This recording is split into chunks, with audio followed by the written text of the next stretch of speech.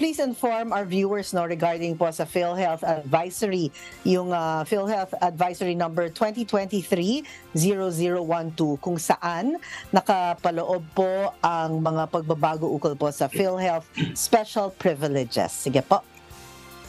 Yes, thank you, Ma'am Jackie. No, pinalabas po natin yung nasabing advisory para po magpabatid at magbigay impormasyon sa atin pong mga healthcare providers no, na simula po ng taong ito, January 1 ng taong to, ay balik na po doon sa 60 days, no, yung filing period para po sa mga claims reimbursements po sa PhilHealth.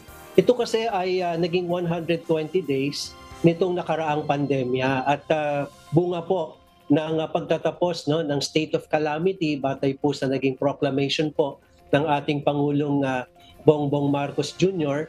ay ito'y nagtapos na no, yung state of calamity, yung declaration para rito noong December 31, 2022.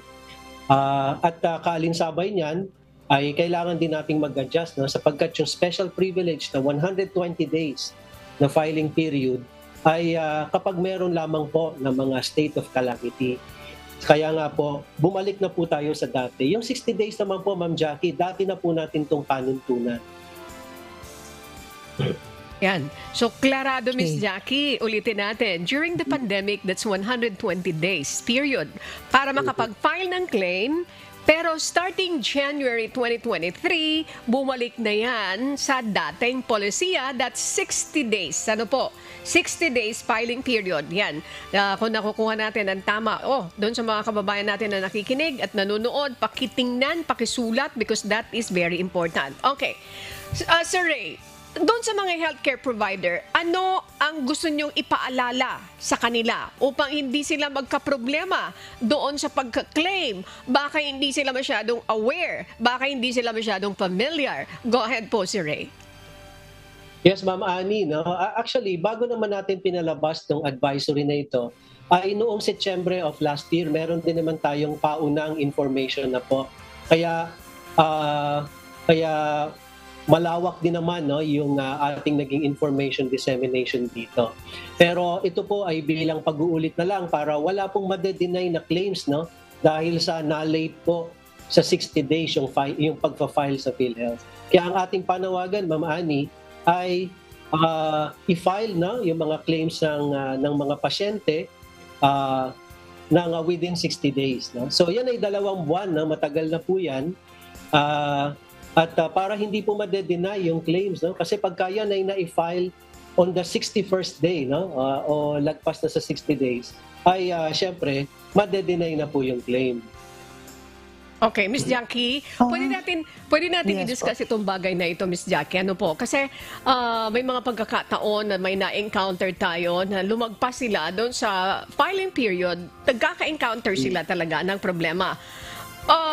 Sir Ray, hindi kayo pwede mag-violate dito because this is the policy. Di ba po? Policy ito. Hindi nyo ito dapat baliin. Kung 120 days during the pandemic, but this time na 60 days, you cannot go against that. Tama po ba? Well, tama po. Yung 60 days, yan ay batay po sa Republic Act 7875 no, as amended. At tama po kayo na yan ay mandato po ng batas sa PhilHealth na dapat ma-file yung claims within 60 days. At sa PhilHealth naman, maproseso namin yan at mabayaran within the 60 days reglementary period. Okay. So, tama po kayo. Yan ay hindi mababali. Okay. Mga kasambahay, Miss Jackie, I'd like to reiterate this one. Ano po? Kasi di ba po may mga kababayan tayo nagsasabi, pwede bang walang itatakdang period sa pagpa-file ng mga claims? Ulitin natin, hindi magagawa ng PhilHealth yan kasi mayroon binabanggit na Republic Act 7875. If you want to amend this, kailangan bang dadaan dito sa Congress? Because doon sa request ng isang kababayan natin, pwede bang hindi? Pwede bang hindi? Pwede bang walang period? Walang taning? Kailangan ba pag in-amend ito, we need the Congress? We need the lawmaker to amend this, Ray? Ayo po, tama po. Kongreso lamang po ang maaari po na makapagpabago no, sa isang kasalukuyan no, existing na batas. So mga ngailangan niya ng congressional action.